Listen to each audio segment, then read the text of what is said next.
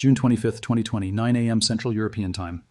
In a Munich courtroom, Wirecard AG, once valued at 24 billion euros, filed for insolvency. The company was Germany's Fintech darling. A member of the DAX 30, the country's most prestigious stock index. A company that processed payments for millions of people across 5 continents. Just 72 hours earlier, they'd admitted something extraordinary. 1.9 billion euros in cash didn't exist. It had never existed. Within minutes of the insolvency filing, Visa and MasterCard suspended all Wirecard cards. In the United States, thousands of prepaid cardholders suddenly couldn't access their money, their wages, their savings. Gone. Not stolen, just never really there. American institutional investors held $3 billion in Wirecard bonds and stock. CalPERS, the California Public Employees Retirement System. The New York State Common Retirement Fund. Teacher pensions. Firefighter retirement accounts. All betting on a company that turned out to be an elaborate accounting fiction. This wasn't just a German scandal, this was a fraud that reached deep into the American financial system, into Wall Street, into Silicon Valley, into your payment apps and digital wallets. This is the story of how a payment processor built on lies convinced the world's most sophisticated investors to look the other way. This is the story of Wirecard's American dream. Let's go back to where it started, 1999, Munich, Germany. The dot-com boom was in full swing, and 3 Austrian entrepreneurs founded a company called Infogenie. Their business? Processing payments for online poker sites and adult entertainment websites, the unglamorous, slightly sketchy corner of e-commerce that Visa and MasterCard didn't want to touch directly. In 2005, the company rebranded as Wirecard and brought in a new CEO, Markus Braun, an Austrian consultant with a background in accounting and technology. Braun saw an opportunity. He looked at Wirecard's infrastructure, the ability to move money across borders, to process payments that traditional banks avoided, and he saw the future. He wasn't wrong about the vision. By 2008, mobile payments were exploding. E-commerce was doubling every year. Companies needed ways to accept payments from dozens of countries in multiple currencies with instant settlement. Wirecard offered exactly that. Braun transformed this company's image. No more porn payments. Now they were partnering with airlines, retailers, and tech startups. They acquired payment processors across Europe and Asia. In 2006, Wirecard went public on the Frankfurt Stock Exchange. The story Braun told investors was simple and compelling. We're building the payment infrastructure for the digital age.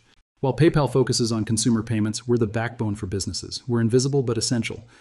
And the numbers seem to prove it. Revenue grew from 115 million euros in 2006 to over 2 billion euros by 2017. The stock price climbed from 5 euros to 190 euros. Ernst & Young, one of the big 4 accounting firms, audited their books every year. Clean opinions, no red flags. In 2018, Wirecard replaced Commerzbank in the DAX 30 index, joining German giants like BMW, Siemens, and Deutsche Bank. It was a crowning achievement. A fintech startup sitting alongside 100-year-old industrial companies. And Markus Braun? He became a billionaire, a symbol of Germany's tech future. But the foundation of that empire was already cracking. Because while Braun was selling a vision of the future behind the scenes, his executives were fabricating the numbers that made it all believable. By 2015, Wirecard had set its sights on the ultimate prize, America. The United States represented the largest payment processing market in the world. If Wirecard could crack the American market, it would cement their position as a global fintech leader. More importantly, access to U.S. payment networks would give them legitimacy everywhere else.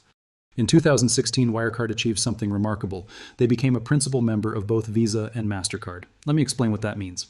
Most payment processors are sponsored members, meaning they operate under someone else's license. Principal members hold their own license.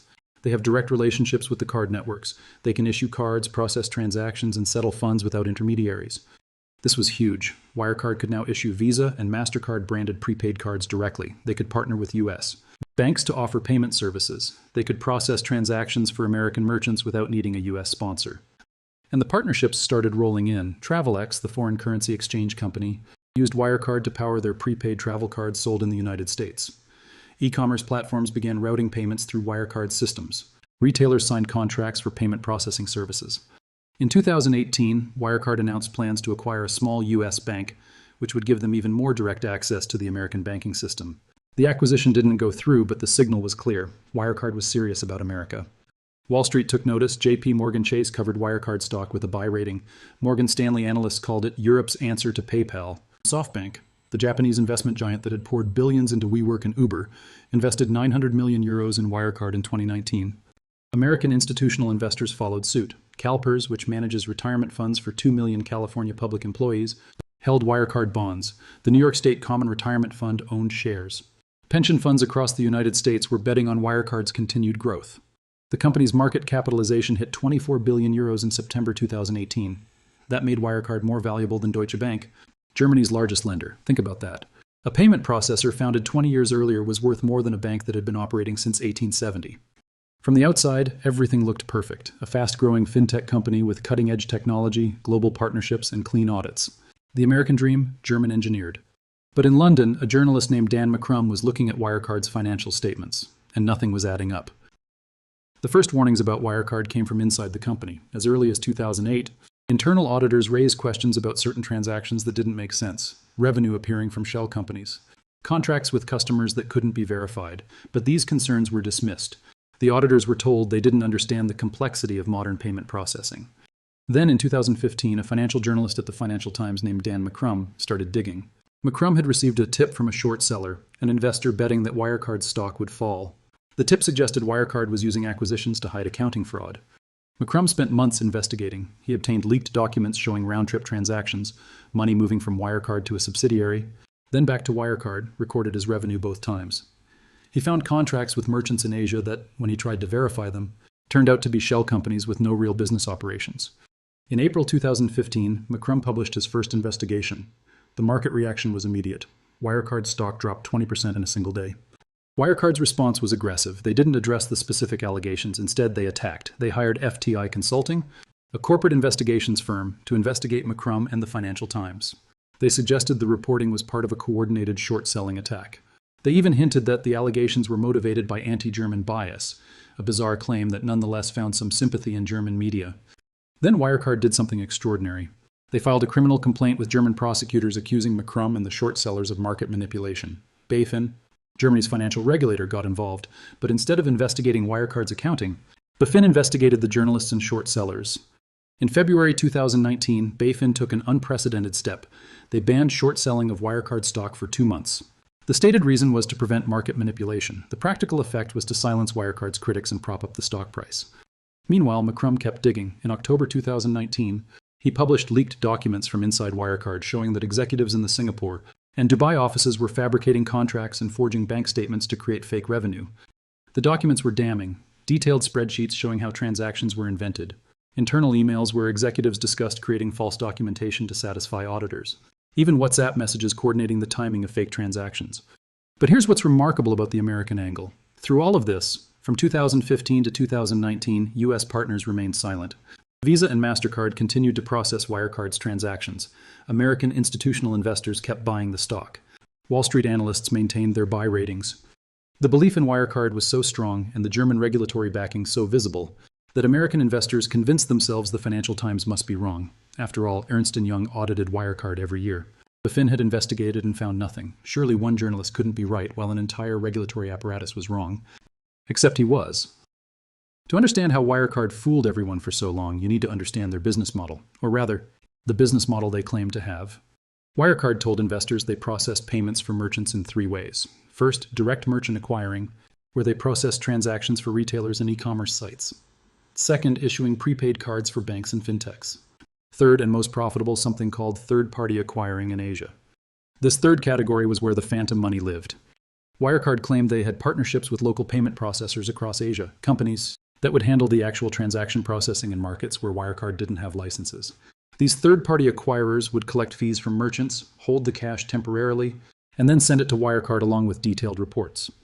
According to Wirecard's financial statements, these third-party partners were generating massive profits. By 2019, they supposedly held 9 billion euros in cash on behalf of Wirecard. This represented a huge portion of Wirecard's total assets. But there was a problem. These third-party partners were based in the Philippines and Singapore, and when auditors asked to verify the cash balances, Wirecard would provide comfort letters, documents supposedly from the banks where the money was held, confirming the balances. Comfort letters are not bank confirmations. A bank confirmation comes directly from the bank to the auditor. A comfort letter comes from the company to the auditor, supposedly based on documents from the bank. It's a weaker form of evidence. In February 2019, 2 banks in the Philippines, BDO Unibank and Bank of the Philippine Islands, made a stunning announcement. They issued public statements saying they had never held 1.9 billion euros for Wirecard or any Wirecard entity. The account balances shown in Wirecard's filings simply didn't exist. Wirecard's response? They said the banks were mistaken. They provided more documents showing the accounts did exist. They blamed confusion about which legal entities held the accounts. But here's where the American connection becomes crucial. According to Wirecard's own documentation, significant volumes of U.S. E-commerce transactions were supposedly being processed through these Asian third-party partners, American shoppers buying products online, with payments routed through Singapore and Manila before being settled back to U.S. merchants. Why would that routing make any sense? It wouldn't, unless you were trying to create a paper trail that was too complex for auditors to follow. The third-party acquiring business generated enormous fees with minimal verifiable costs. It was the perfect vehicle for fabricating revenue. Create some fake merchant contracts, generate some fake transaction data, show money moving in circles through shell companies, book it all as legitimate business. Ernst & Young, Wirecard's auditor, had signed off on this structure for years. They reviewed the comfort letters. They accepted Wirecard's explanations. They never insisted on direct bank confirmations. They never physically traveled to verify that these Asian merchants actually existed. And because Ernst & Young approved the financials, American investors had no reason to doubt. After all, if one of the big four accounting firms couldn't find anything wrong, how could ordinary investors be expected to? The phantom money sat there in Wirecard's financial statements year after year, generating phantom profits that justified a soaring stock price. And the entire global financial system, German regulators, American investors, Wall Street analysts, accepted it as real, until they couldn't anymore.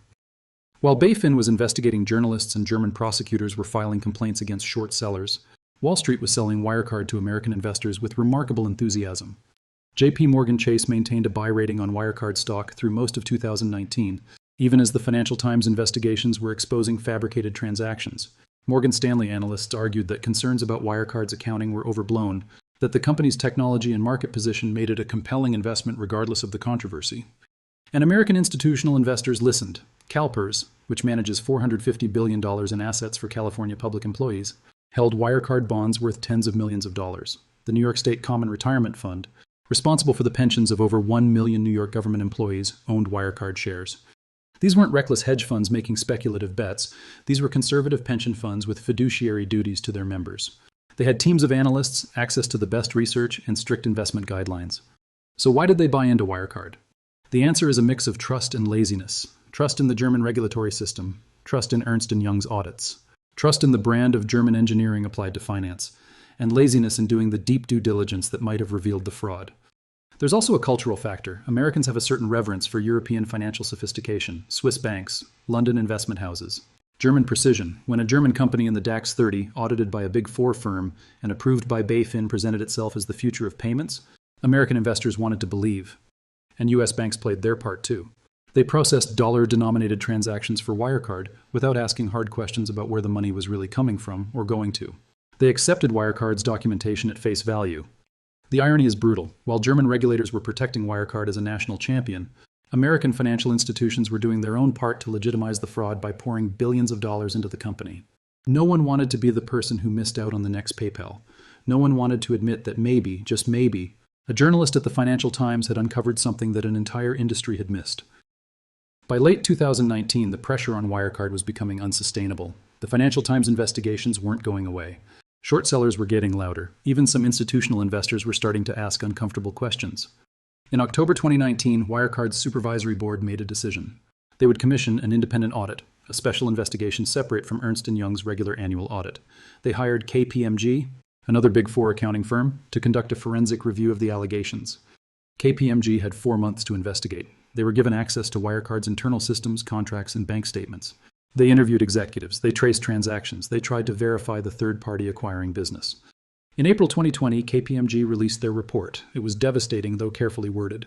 KPMG said they could not verify the existence of 1 billion euros in cash, supposedly held by Wirecard's third-party partners. They found evidence of possible accounting irregularities. They identified transactions that appeared to be round-tripping, money moving in circles to create the illusion of revenue. But KPMG stopped short of declaring outright fraud. They said they couldn't conclusively determine whether the issues were deliberate manipulation or merely inadequate documentation. It was a cautious, legalistic conclusion, but the message was clear: something was very wrong. The market reaction was immediate. On April 28, 2020, Wirecard's stock dropped 26% in a single day, then another 37% the next day. Billions of euros in market value evaporated in 48 hours. American investors started dumping their positions, but for many, it was too late. The stock had already collapsed.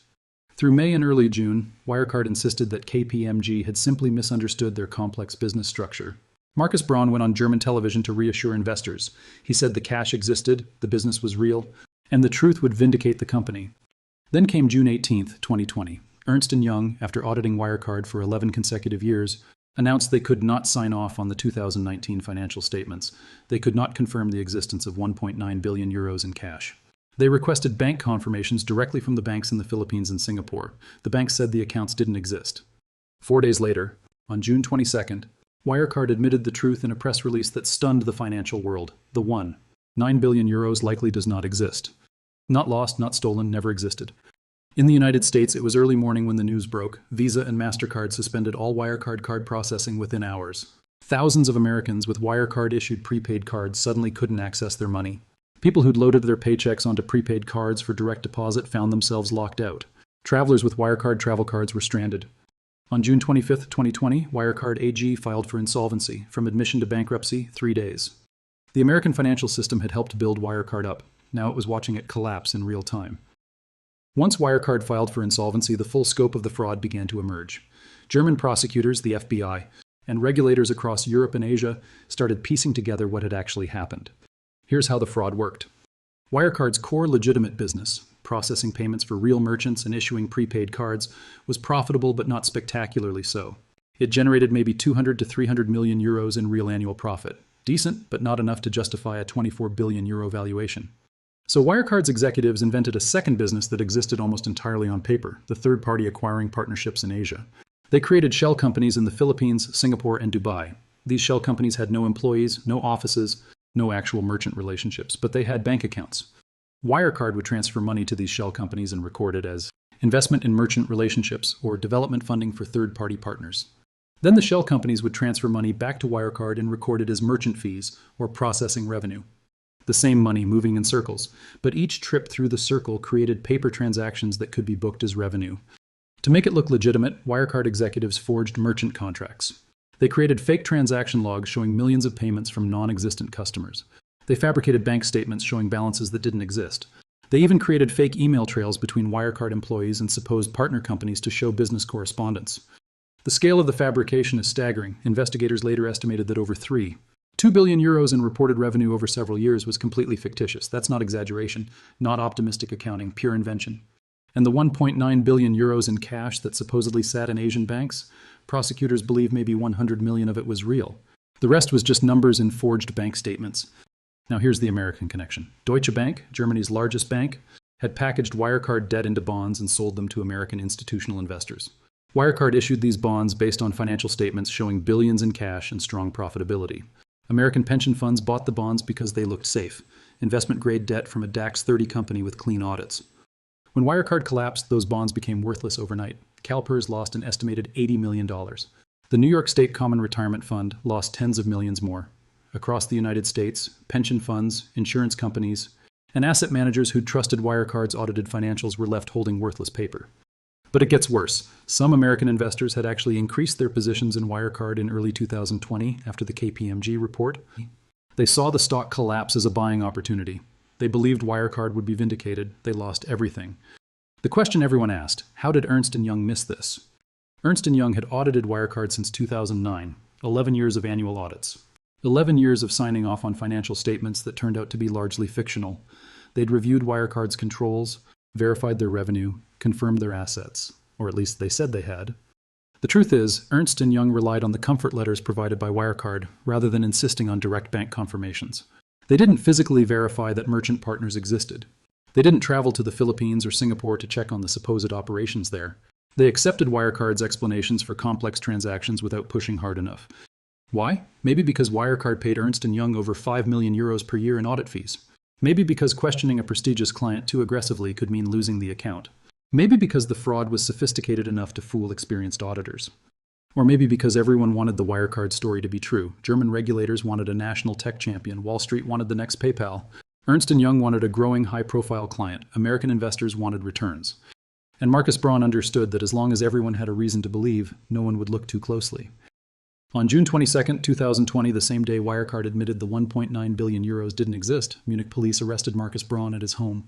He was charged with accounting fraud, market manipulation, and breach of trust. Braun posted 5 million euros in bail and was released.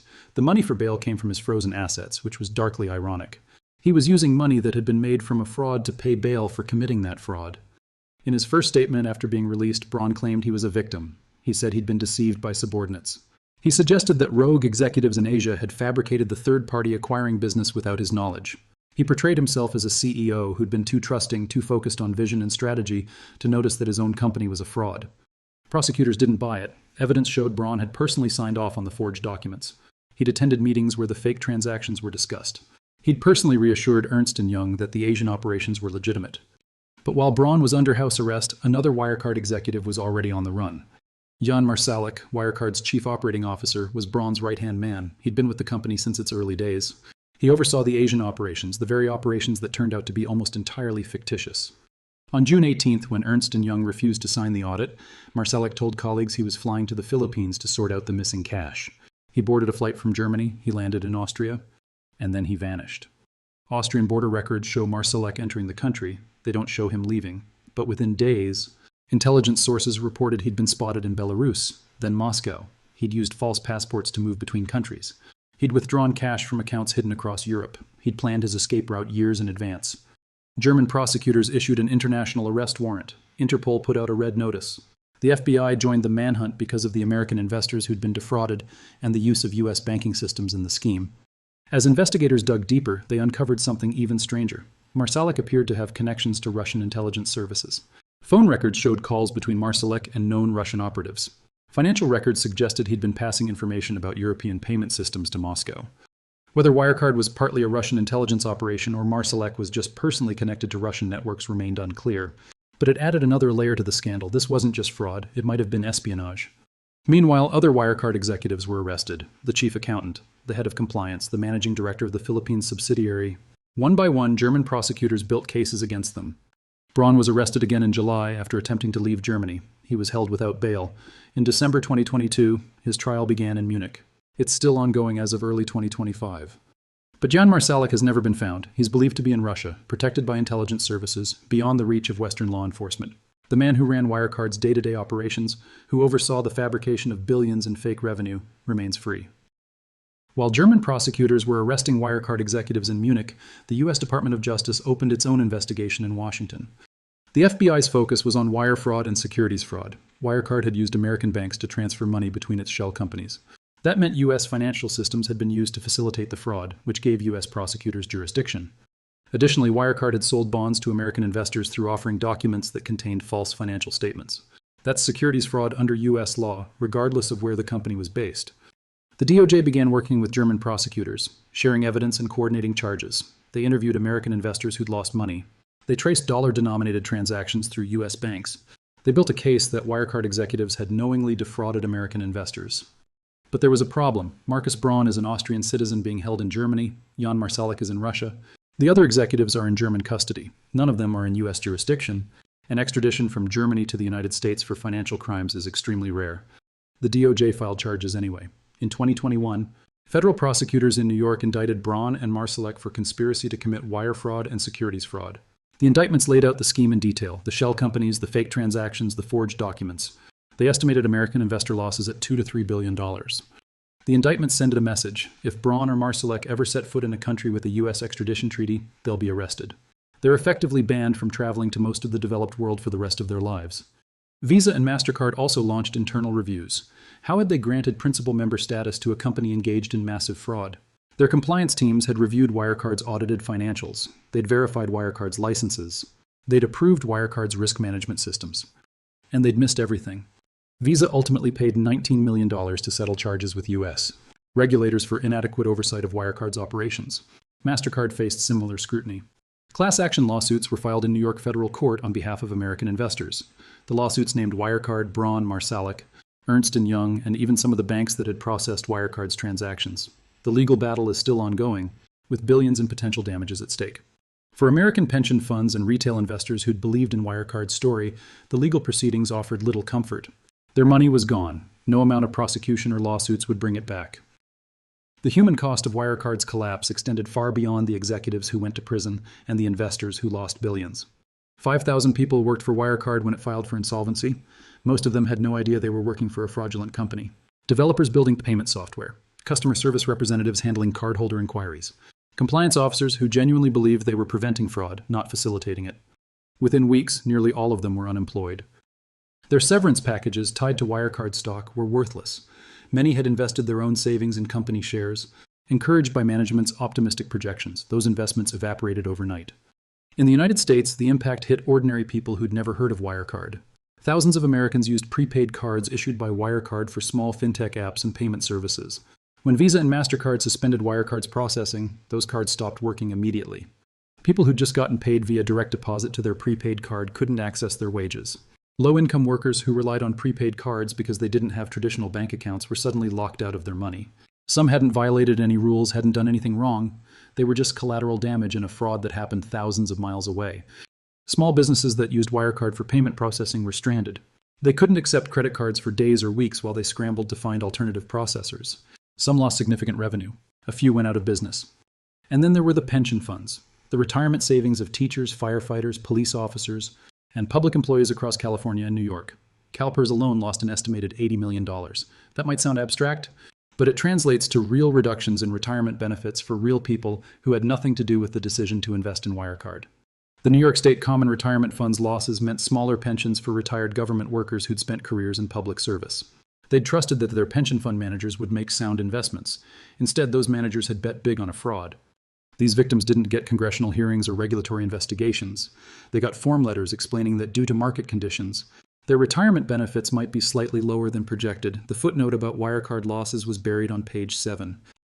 Wirecard exposed catastrophic failures in financial regulation on both sides of the Atlantic. In Germany, BaFin's reputation was destroyed. They'd spent years defending Wirecard against critics, investigating journalists instead of the company, and banning short selling to prop up the stock. When the fraud was finally exposed, BaFin's president resigned. The German government launched an investigation into the regulator itself. Parliamentary hearings revealed that BaFin officials had personal investments in Wirecard stock. They'd attended company events. They'd received lobbying from Wirecard executives. The regulator had been captured by the company it was supposed to regulate.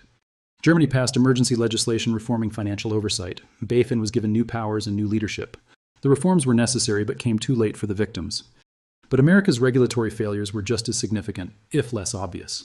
The SEC had allowed American investors to pour billions into Wirecard based on audited financial statements that were fiction. No U.S. regulator had questioned how a German payment processor could generate such high profits from opaque Asian operations. The bigger question, why didn't the SEC catch the red flags? After all, the Financial Times investigations were public. The short sellers' reports were available. The warning signs were there for anyone who looked. The answer is jurisdiction and resources. Wirecard was a German company, audited by a German subsidiary of Ernst & Young, regulated by German authorities. The SEC didn't have the mandate or the capability to investigate foreign companies unless they were directly listed on U.S. exchanges.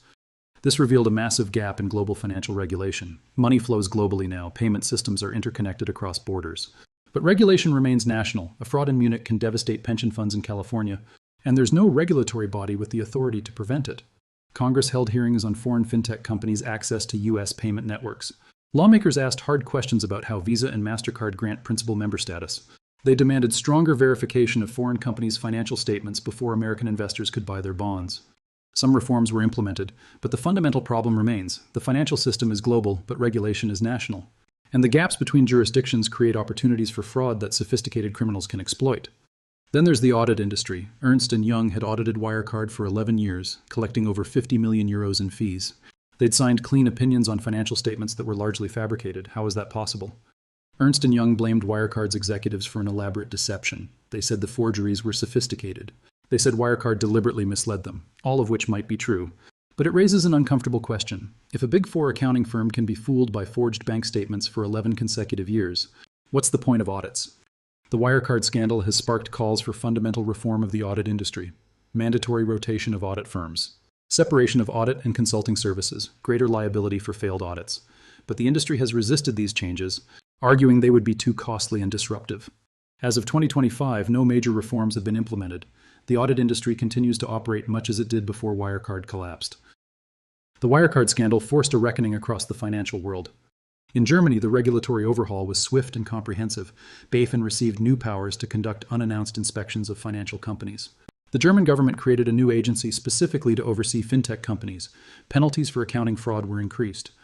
But the damage to Germany's reputation as a financial center was severe. For years, German politicians had promoted Wirecard as proof that Germany could produce tech champions to rival Silicon Valley. Now, Wirecard stood as evidence of Germany's regulatory incompetence and vulnerability to fraud. In the United States, the response was more limited. Visa and MasterCard tightened their vetting processes for principal member applicants.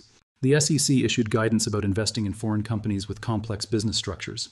Some pension funds created stricter rules about investing in foreign bonds. But no fundamental changes occurred. American investors can still buy securities from foreign companies based on audits by foreign subsidiaries of U.S. accounting firms. The same structural vulnerabilities that enabled Wirecard to defraud American investors still exist. The bigger question haunts the fintech industry. How many other Wirecards are out there? Payment processing is inherently opaque. Money moves through multiple intermediaries across borders through complex networks. Companies can create impressive-looking payment volumes by moving the same money in circles. They can claim partnerships with processors in countries where verification is difficult. The fintech boom of the 2000s created hundreds of payment companies with complex business models and soaring valuations. Some are legitimate innovators, others might be sophisticated frauds that haven't been exposed yet. As for the money, the 9 billion euros that never existed and the additional hundreds of millions that disappeared into shell companies, most of it has never been recovered. Investigators have traced some funds to bank accounts in Dubai and Singapore, but the money was withdrawn in cash or transferred to accounts beyond the reach of European authorities. Marcus Braun sits in a German prison, awaiting the conclusion of his trial. He maintains his innocence, claiming he was deceived by subordinates. The trial has been delayed multiple times and may not conclude until 2026. Jan Marsalek remains at large. He's believed to be in Russia, possibly in Moscow. There are occasional unconfirmed sightings, but no solid leads. Some investigators believe he'll never be found, protected indefinitely by Russian intelligence in exchange for whatever information he provided about European payment systems. The other convicted executives are serving prison sentences ranging from 3 to 8 years. But compared to the scale of the fraud and the damage it caused, those sentences feel inadequate. Let's go back to where we started, June 25, 2020, the day Wirecard admitted that 1.9 billion euros didn't exist. In those 48 hours between admission and insolvency, the entire global financial system confronted an uncomfortable truth. We'd all been fooled. German regulators, American investors, Wall Street analysts, pension fund managers, auditors, banks, payment networks, everyone. We'd believed because we wanted to believe. Because Wirecard's story, the fintech revolutionary disrupting traditional banking, was a story we'd heard before and it had been true before. PayPal, Square, Stripe, Wirecard was supposed to be next. But what Wirecard really exposed was how vulnerable the U.S. financial system is to sophisticated foreign fraud. American pension funds lost billions betting on a company they couldn't truly verify. American payment networks granted access to a company engaged in massive fabrication. American banks processed transactions without asking hard enough questions. The interconnected global financial system that enables instant payments across borders also enables fraud at a scale that was impossible a generation ago. Money can be moved through a dozen countries in seconds. Shell companies can be created in jurisdictions where verification is minimal.